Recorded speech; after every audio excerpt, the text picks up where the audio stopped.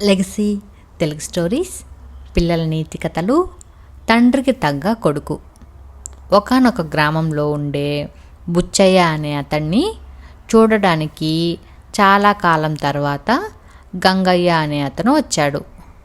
బుచ్చయ్య మంచి ఆస్తిపరుడు. అతని తండ్రి వ్యవసాయంతో పాటు వడ్ల వ్యాపారం లాంటివి కూడా చేసి కొడుకు చాలా ఆస్తి మిగిల్చిపోయాడు. బుచ్చయ్యకు ఒక్కడే కొడుకు. వాడికి చదువు సంధ్యలే మాత్రం అబ్బకపోగా మామూలు చిన్న చిన్న పనులు కూడా సక్రమంగా చేయలేని అమాయకుడుగా మందమతిగా కనిపించాడు గంగయ్యకు.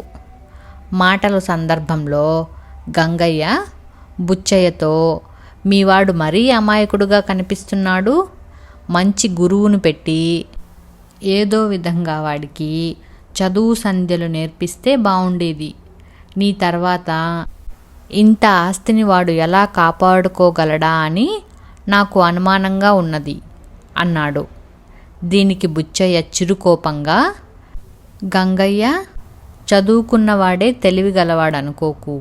నేను చదువుకున్నదెంత? మా అబ్బాయి పైకి అలా అమాయకుడిలా కనిపిస్తాడు, కానీ తెలివితేటల్లో వాడికి వాడే సాటి.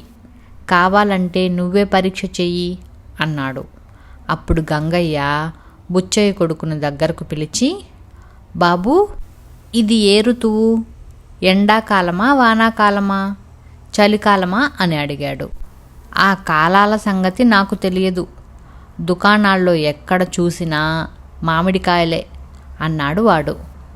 ఆ జవాబుకు గంగయ్య చిన్నగా నవ్వి, సరే, ఆ మామిడికాయలు ఎక్కడి నుంచి వస్తాయి అని ప్రశ్నించాడు. వాడు వెంటనే బుట్టల్లో నుంచి అన్నాడు. ఆ మరుక్షణం బుచ్చయ్య కొడుకు కేసి కళ్ళురుముతూ చూసి, గంగయ్య, నువ్వన్నట్టు వీడు మందమతే. మామిడికాయలు సంతలో నుంచి వస్తాయని వాడికి తెలియకపోవడం ఆశ్చర్యం అన్నాడు. తండ్రికి తగ్గ కొడుకు అని తనలో తాను నవ్వుకున్నాడు గంగయ్య.